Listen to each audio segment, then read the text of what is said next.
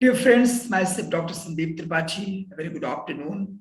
Today we are so delighted and honored to have India's leading voice on foreign affairs, Dr. Amitabh Singh, who is an associate professor at the School of International Studies, Jawaharlal Nehru University, and Mr. Mayank Singh, who is a defense correspondent at the New Indian Express, New Delhi. On behalf of the Forum for Global Studies, I extend my welcome to both of you here. I am delighted that today's session is going to be very, very insightful for policymakers, for research scholars, and academicians around the world. Now, I invite today's moderator, Mr. Mayank Singh, to take the floor and moderate the session. Thank you so much. Thank you, Dr. Sandeep, and welcome to Dr. Amitabh Singh. It's indeed a very important topic, for the entire world is engrossed into this standoff, which is primarily seen as a standoff between US and Russia.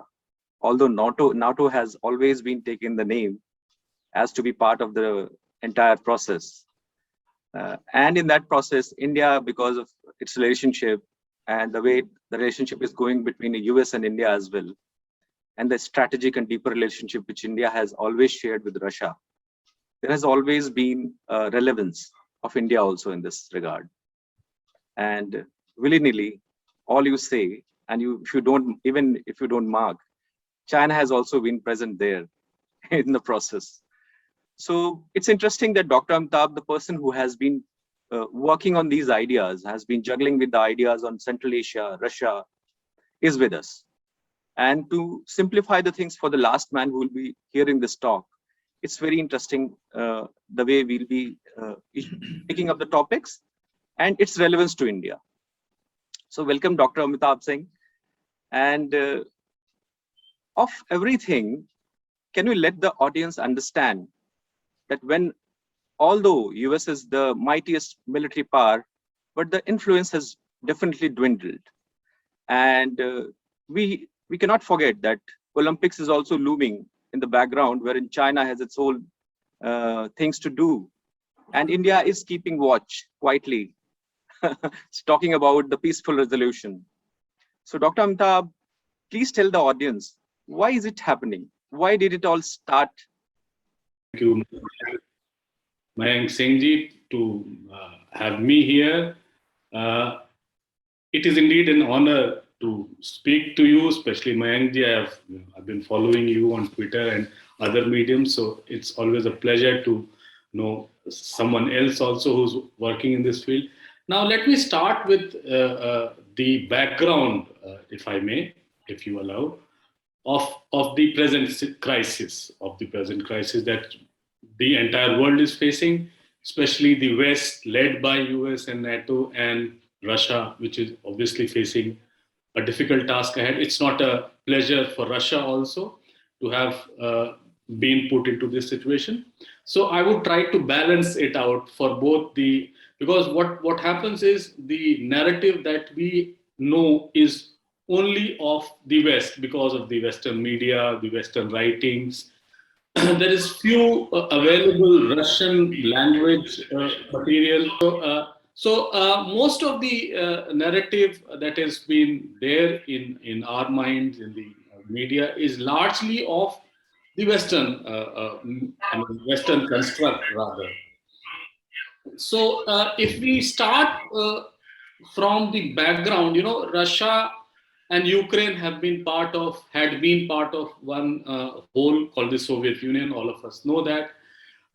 Since 1991, after the Soviet Union disintegrated, all of us know after 1991, after the Soviet Union disintegration, 15 new states were formed. Ukraine and Russia, including 13 else states, were formed.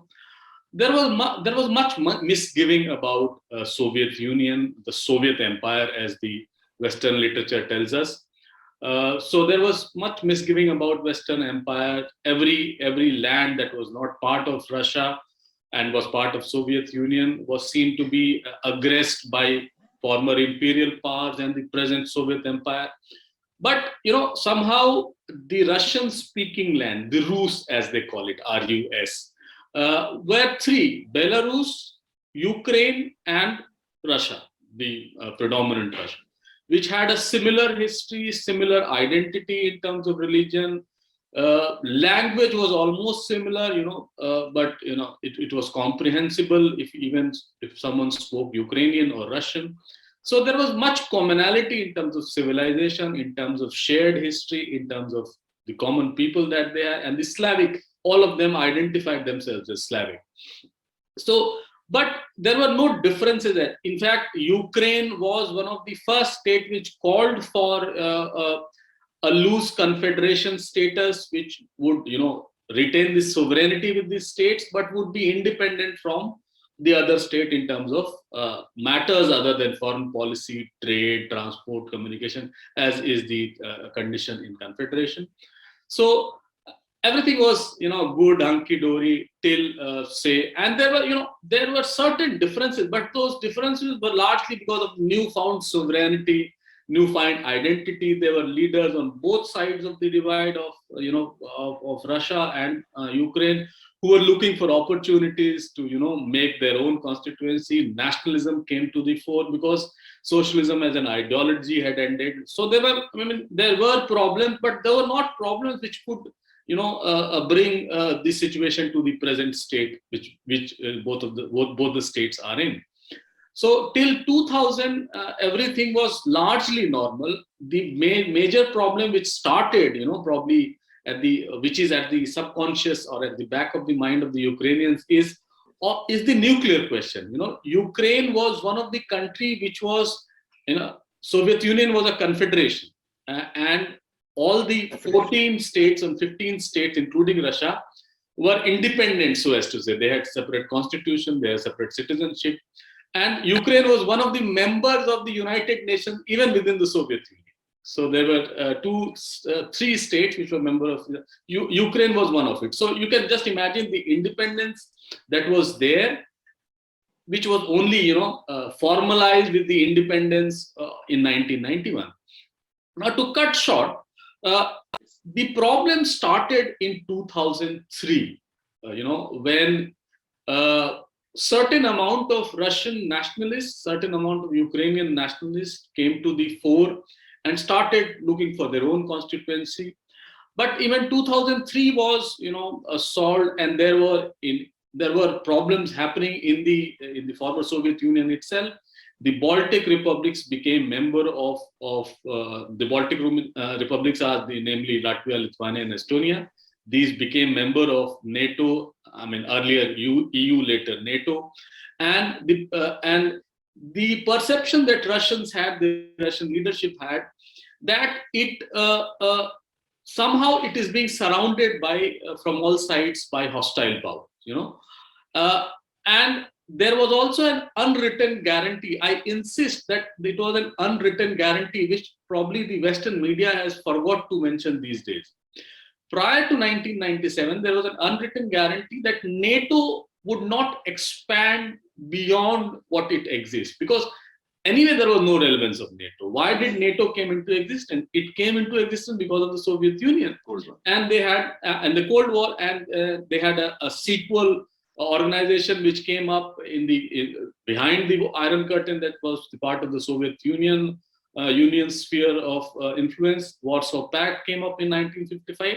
So when Soviet Union disintegration, NATO should not have been there. So there was an understanding that NATO would not be expanding any further. So NATO is there. We will see what will happen.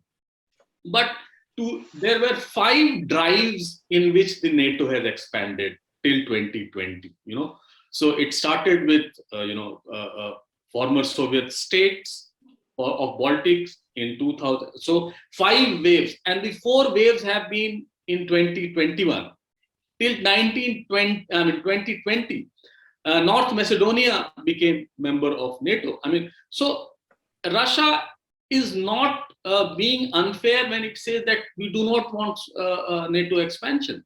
You know, so 2003, there was a Rose Revolution in Georgia, in which the Ukrainians saw an opportunity of expressing themselves. They expressed themselves in a major way in removing the then ruler in power, and similarly a movement, Euromaidan movement, also started, which which brought many anti-Russian tendencies that were existing in the ruling elite to the fore in the first decade of the 20th century. 2008, when Russia and Georgia went to war, it was said, I mean, it's largely rumored, that Ukrainian army men were supporting the war in favor of Georgia against Russia in Ukraine. I mean, which was unfounded, but the WikiLeaks audio that was leaked, it has references which the Ukrainian ambassador is saying to the US ambassador that certain amount of problem had taken place, but that's not on record. So moving on to 2000, and that was the time when Russia started flexing its muscles. Russia also had gained power, gained money because of the rising oil and gas prices, and Russia became a very important player in that region because suddenly all its foreign debt were paid back. The level of standard of income started increasing. Russia became member of G8, I mean G7 plus 1, which later became G8. So I mean Russia also started flexing its muscles when the Georgian dispute happened, war happened, and the attitude of Ukraine.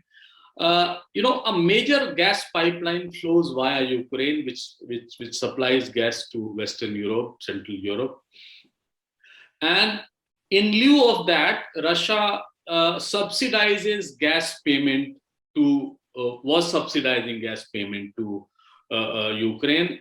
Suddenly, after this, they increased the gas prices, or they decreased the subsidies and increased the gas prices. That was the first sign of obvious rift between the political leadership in Russia and Ukraine. So, and 2009-10, there was a pro-Russian leadership which came into power.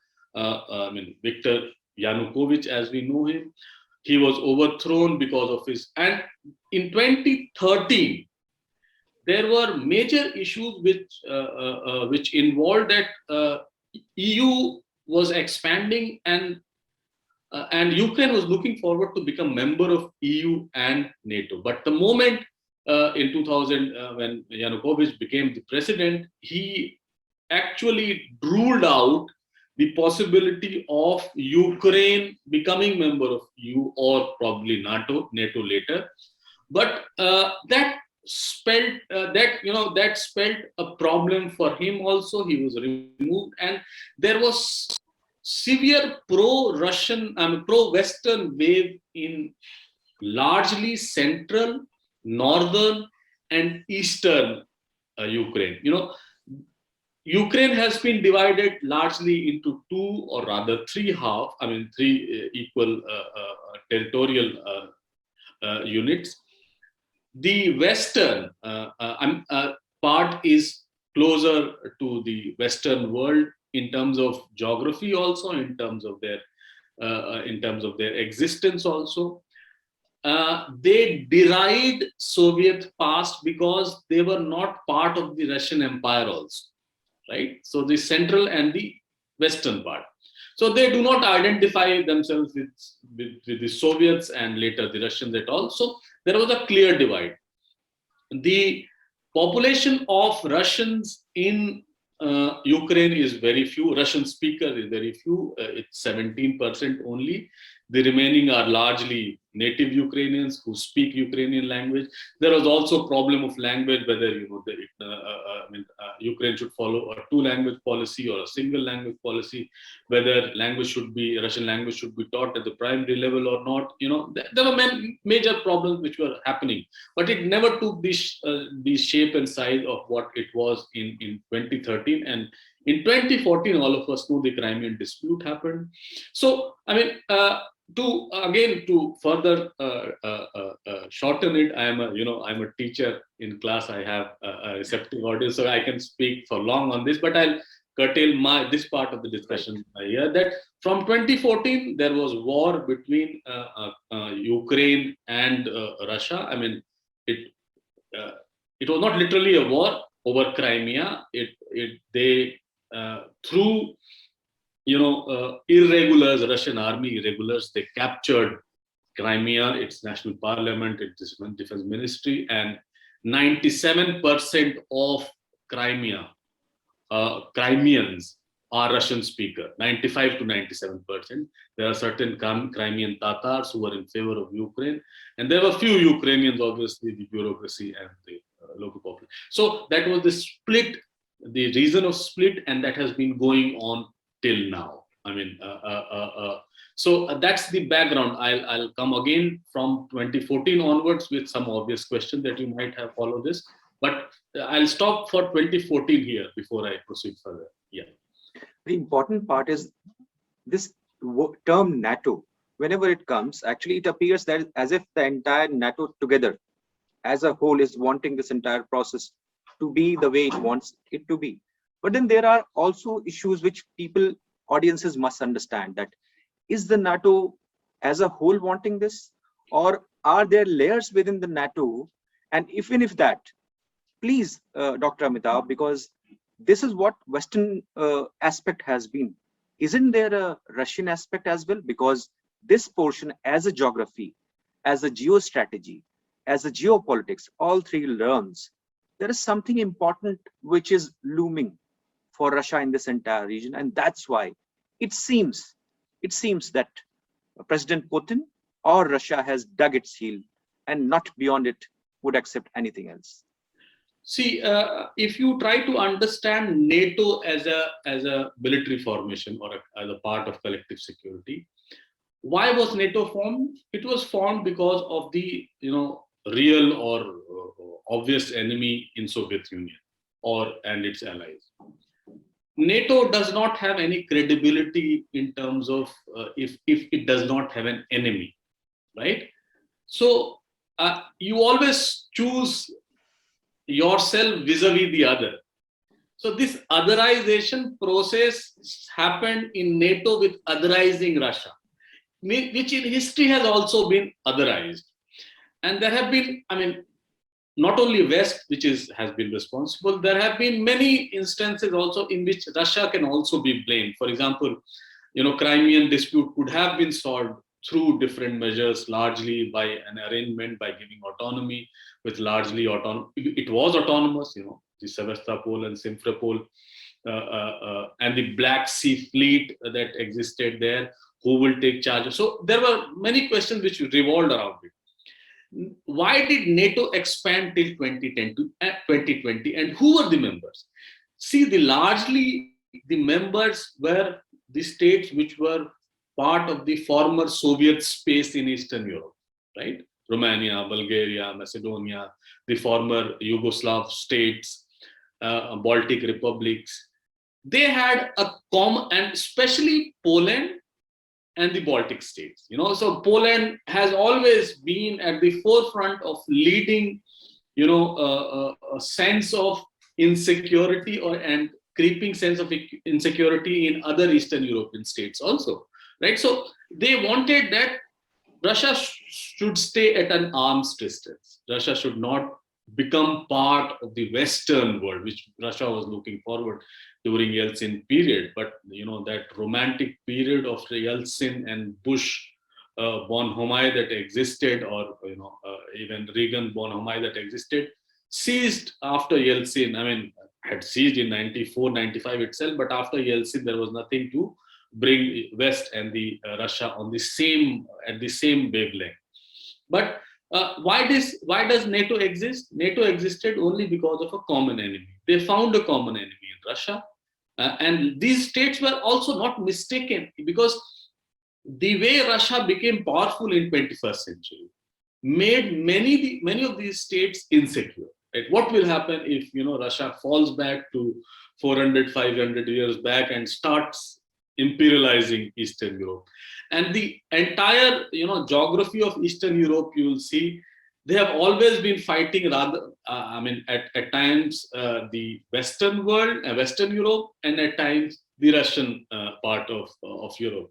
So, and they have always been at a very difficult situation when it comes to Central Europe, and they have always put up one against the other. Even Belarus, which is now presently in Russia's sphere of influence, so as to say, Belarus has also played the Western card and the Russian card very well. It's now only when every country has gathered around and against Belarus that they have come closer to Russia, but it has also played that card very well. So becoming part of NATO meant more entitlement to them and more power to them vis-a-vis Russia, but little realizing the fact that if Russia was not the colonizer, if Russia is not the colonizer, who is colonizing? It's the West which is colonizing. I mean, not in the true sense of the term, but yes, you are, yes, in terms of influence also. But NATO today is not one unit. The question that you asked me, Yes, it's not one unit. There are several strands within NATO also. For example, France, England, UK, and Germany. These are the most pillar strength of NATO. To an extent, Turkey also, and Turkey has a very difficult relation with the West and now with Russia also. The problem started in 2021 when Turkey supplied, it's called Dar drone to Ukrainians, and they started surveillance over the Russian ethnic control over the eastern part of Ukraine. The present problem probably has started from there. So Turkey also has a difficult relationship with Russia and the West on this issue. Germany, for example, Germany said we are not doing anything till yesterday. Yesterday the tone has changed. We will not help Ukraine in any ways. We will not help Ukraine anyways militarily, because we are a Pacific state. We have a Pacific constitution which was given to us after 1945, after the Second World War. They supplied 5,000 helmets, and Ukrainians were very hurt. The national pride was hurt. Why do you have to supply helmets? You could have supplied anything else but helmets. So Germany does not want that West's aggressive positions should overtake Russia and obviously Ukraine, and the level of intervention should be guarded in terms of military support to Ukraine. Also, because Germany's energy security requirements are met by Russia, and Nord Stream 1, which is actually running these days, but they've also built a parallel line, Nord Stream 2, which goes via the Baltics to the Germany, and it has not been switched on, which is waiting to be.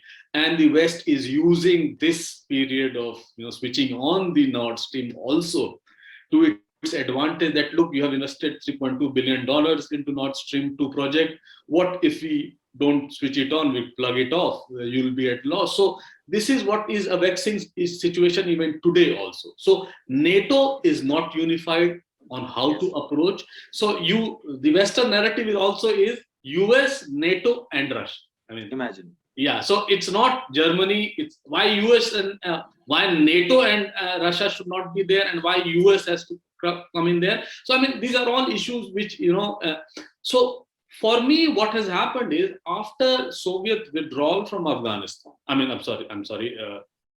US withdrawal from Afghanistan last year.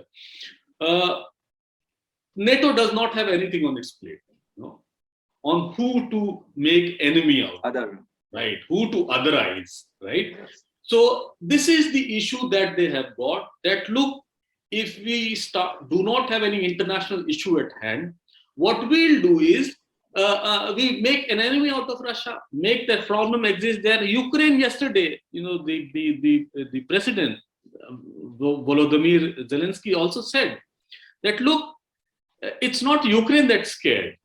It's not that Ukrainians are scared. It's not that Kiev is being emptied as is being shown in the Western media. We have been used to this kind of narrative from 2013 onwards to this day. So we are not scared.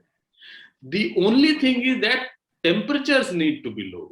I mean, and the temperature, and Russia has got an opportunity. If you ask me who is gaining out of it, it's Russia which is gaining out of it.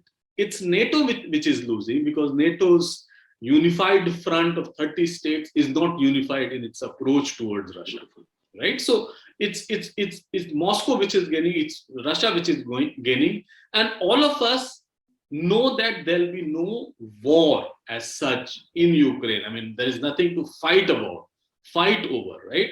This discontent that is there in the eastern Ukraine in favor of Russia or against Ukraine will go on, will persist, but there is no issue of a war between Ukraine and Russia as of now. In the leadership and motivation theories, there's a process which is called as, whenever you have to bring in the differences, or you have to bring the differences of the different parties together, you have to give them a higher goal.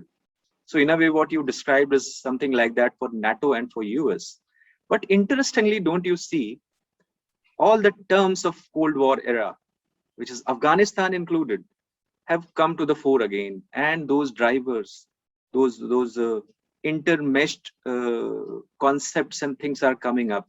But now since you have deciphered everything, the angles, the NATO, the US, the Russian gaining and all, tell us something about India then.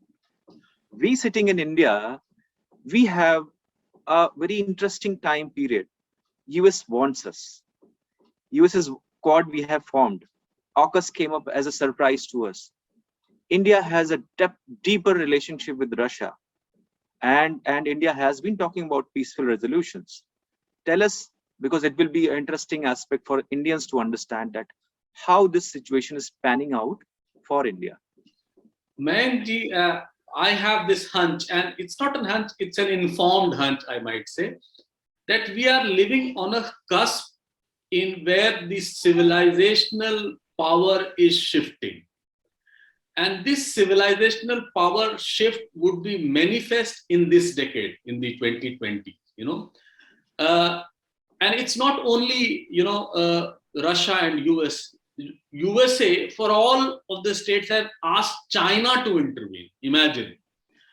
USA itself is at loggerheads with China on many issues: South China Sea, export, trade, export, expansion of environment, climate. Yeah. So now, why should Biden ask China to intervene? I mean, that's one thing. And this cusp in which we are in the 2020s, India, China, Russia would become a major player, including the Eastern Hemisphere states, Australia, Japan, because there is an obvious power shift from US to China to AUKUS and things like that. I mean, AUKUS happened only because we were trying to contain China, and it happened at a time when we had the dispute in Ladakh Valley, which coincided with that, and the West hammered on the problem that we had and gained India's favor out of it. So India, specifically, India has always been very silent on these issues. Even in the Crimean reintegration of Russia. I mean, I believe it was reintegration in Russia. I mean, that's the ideological or studied position that I have. But India was largely silent. China, of all states, had opposed Crimean intervention, has opposed Crimean integration. But China and Russia are very good friends. Yes. India had maintained a studied silence in the sense that it observed, but it did not said anything in favor of Russia or in favor of Ukraine, right? It's the same situation today also. Yesterday, you must have seen Arindam Bagshi's statement, MEA's statement, Yes. that they are watching the development and they are looking forward for a sustained peace agreement. And this is the, Exactly. I mean, as a foreign policy observer or as international relations observer, India should come out of this, template of, template kind of statement that we are watching development very closely. There should be sustained diplomatic effort to control the situation. I mean, India should be much more proactive. It should take Russia, China, whatever, on board when it comes to issues like this, which I think has been lacking of all these years. India and Ukraine have a very good economic relation. You would be surprised to believe that we have $3.5 billion of trade between India and Ukraine, right?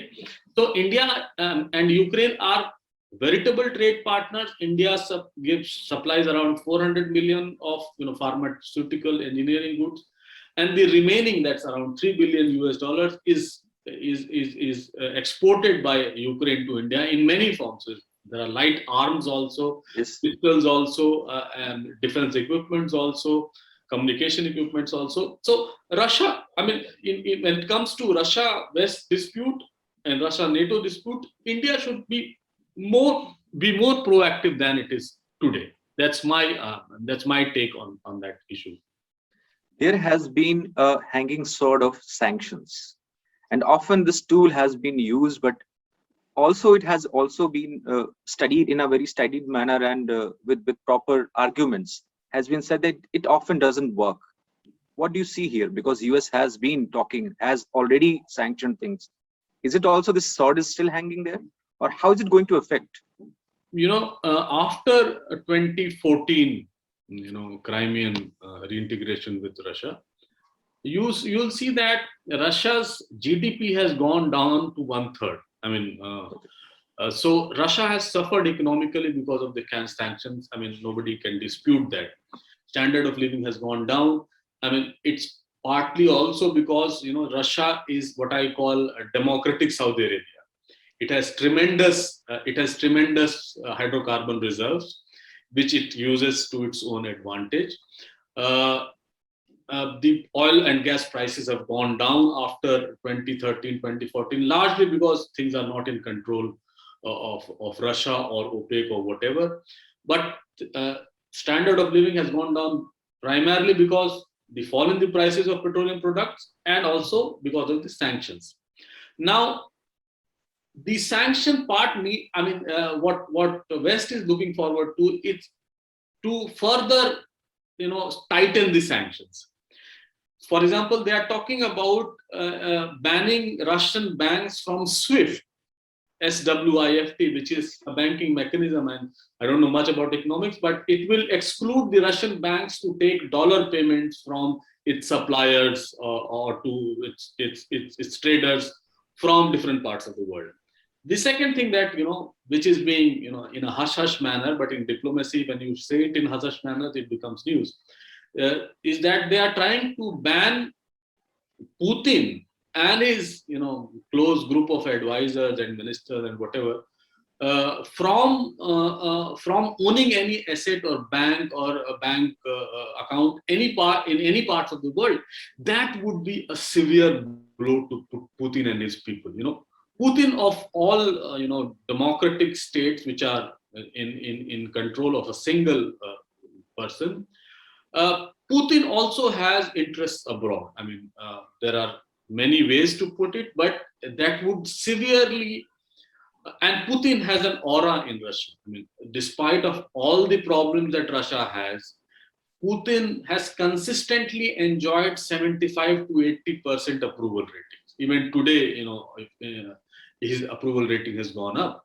So if they further impose sanctions on Russia, that would make things worse, because Russia is largely run by elites, democratic or otherwise elites, with Putin at its head. So if they try doing that, then there'll be trouble. And that's what I predict.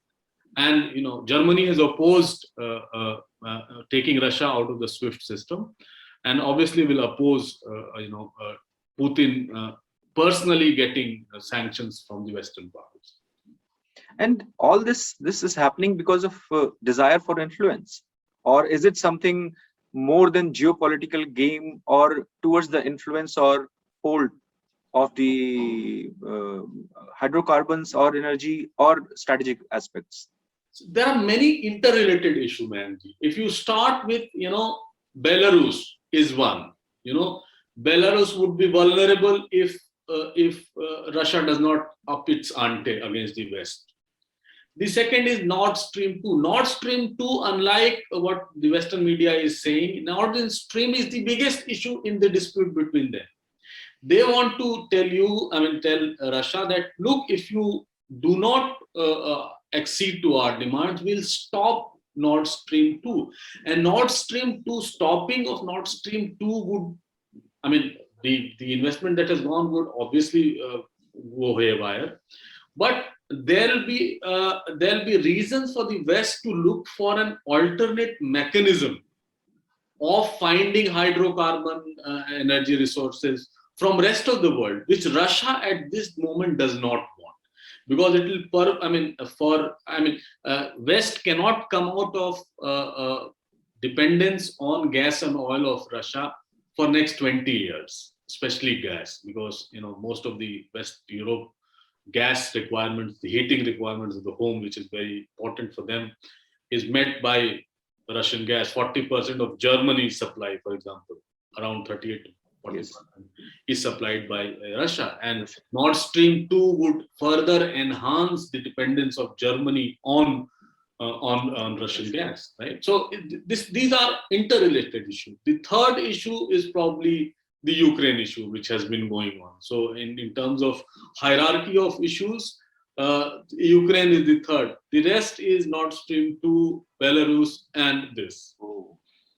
And can we also bring in China here, because having a stand which is like lots of confrontationist approach towards China of the US and the West is going to ameliorate here? It's going to come down here, because Russia and China are stronger friends, and in the coming difficulties they might even get stronger. So isn't it like their anti-China stand will have to be brought down? Is it also playing out there? Mayankji, when it comes to China-Russia relations, you will observe 1 + 1 is not 2 here. Just as we see Chinese through suspicious eyes, largely because of the history that we have. Yes. Even Russians, Central Asians, and East Europeans see China with suspicious eyes. China has only the money bag that it carries, right?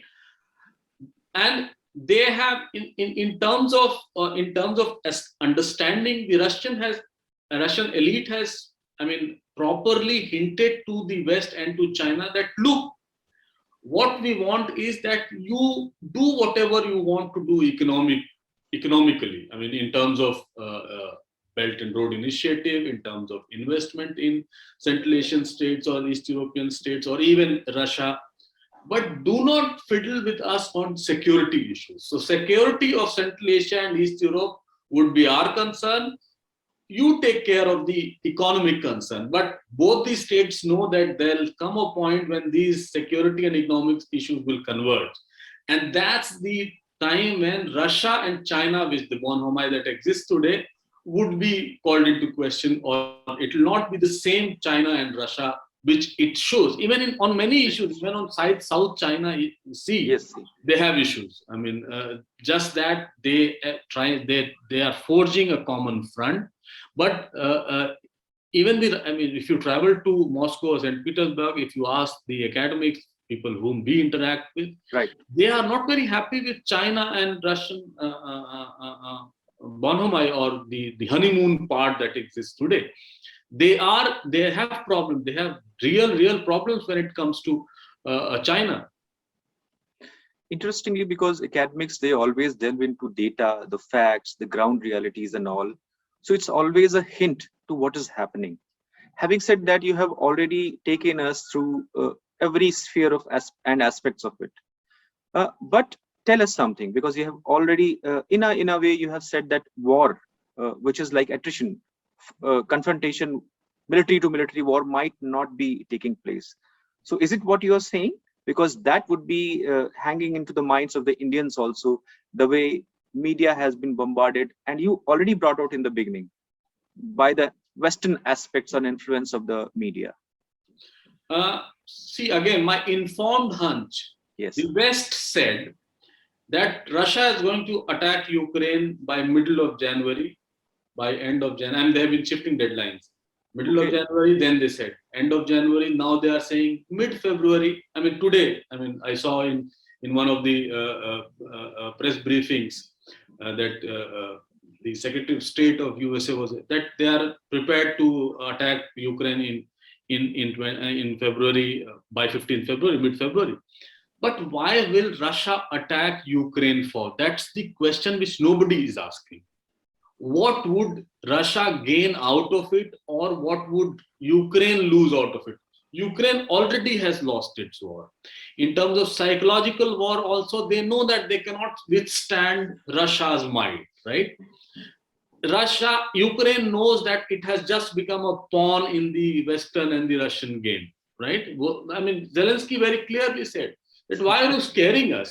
The problem, and we have been living with this dar or fear. I mean, the term that he used was in Ukrainian, which has a common meaning in Russian. I mean, the best word in Hindi would be dar, for the past 7 years, 8 years that we are living with. So don't scare us any further. Don't vacate your embassies so that he very clearly told that Western media is projecting as if the streets are empty, the bazaars have closed down, the shops are not running. It's nothing like that. Life is normal here, as has been for the past 8 years. So we are not scared. So why will the war happen? This standoff would exist. What Russia has been able to do, that it has been able to put forth its point of view that there should not be any further expansion. And it has also compelled USA to come to an agreement table and come to an understanding on smaller issues. For example, deployment of short-range missiles, or limiting the number of NATO peacekeepers that would be there in areas beyond Ukraine. So they have put their agenda on the Western table.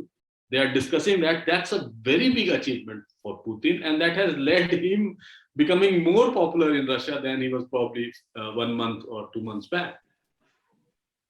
It's so interesting that we are deciphering the various drivers, and the way the Forum for Global Studies has made a mission for itself to bring in the international aspects into the Indian voices. It's very interesting. And thank you, Dr. Amitabh, the way you have brought in the essence of your studies on the ground, talking to people and all. Because for the students, for the academicians, for the researchers, it is important that they pick up stimulus, the catalysts from the talks like this. So thank you to Forum for Global Studies, Dr. Sandeep, and of all of them, Dr. Amitabh, that you had given us the deeper understanding of the aspects. And I hope that sooner we'll be talking on other richer aspects which might help the students of our country and the other nations also. So over to you, Dr. Sandeep, and thank you for giving me this opportunity, Forum for Global Studies, and all the best the way the things are taking place because of you people. Thank you so much. Thank you, sir. Thank you, sir. Thank you, Mr. Mayank Singh. Thank you, Dr. Amitabh Singh, sir. And thank you, Rabi, for being here. And indeed, it was a very insightful session. As I said earlier, that it is useful for the policymakers, especially in today's current crisis, especially Ukraine and Russia, and the way it has been accelerated by the US and of course the European Union, and the way India's silence says something. So it's really a very insightful session. And the way Mr. Mayank Singh posed the question, posed the points in terms of the media line, the journalist line, and a great academician, as I said, that a leading authority in Russia and Eastern Europe, especially Ukraine and Poland, and especially the EU's countries. Sure, Dr. Amitabh Singh, thank you so much for being here. Your insightful analysis, especially the dilemma that has been promoted by the US, and especially the Ukraine does not itself want to raise any kind of panic situation. And the Russia is comfort, the Ukraine is comfort, but who is uncomfort? Uncomfort is the United States. Uncomfort is the Poland. Uncomfort the Baltic states. Germany is not comfort. Germany is comfort just because of the economic engagement with the Russia. So here is the two games coincide. The first is geopolitics, and then one is the geoeconomics. So I think finally the geoeconomics prevails over the geopolitics. The way Germany retaliates, the way Germany and France hinted to the United States the tone down, it's not the issue of exaggerating. And as Dr. Amitabh Singh pointed out, there is a vacuum after the withdrawal of the US troops from the Afghanistan. So what is the role of the NATO? So these are the points that you raised here. It's very insightful points. And it's very insightful for India's policymakers that our silence should say something. It's nothing that India has not issued any official statement. Yes, US is the largest trading partner, and Russia is the largest our defense partner. Both are strategically important for us. But yes, sometimes our silence says something. So China is not the is the line of making decision of India's foreign policy. So I think your suggestion that India should come out with a concrete position, its stand, and Sir Mayank Sir, your as always, your questions, your points are always been insightful for all the academicians, policymakers, and students. So thank you so much for from the Forum for Global Studies. Thank you, Ravi, for here. Thank you, sir. Dr. Amitabh Singh. Thank you, sir. Mr. Mayank Singh. Thank you so much. It's a pleasure, and keep doing well. Okay. All the best to Forum for Global Studies. Thank you.